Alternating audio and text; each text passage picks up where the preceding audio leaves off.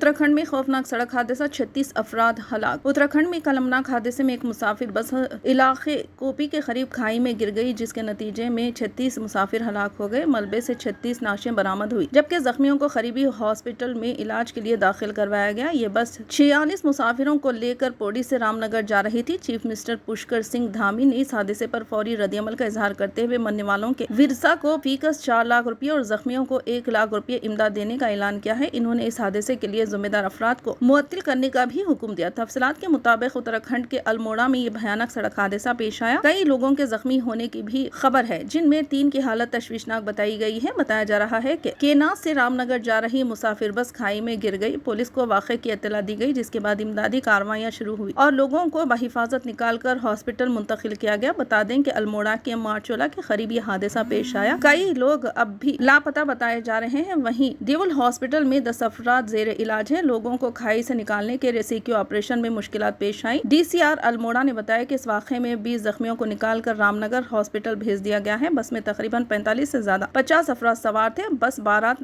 नामी जगह से पौड़ी से रामनगर जा रही थी। इस दौरान सॉल्ट की कोपी मुकाम के पास ड्राइवर बस से कंट्रोल खो बैठा और कुछ ही देर में बस गहराई में जा गिरी।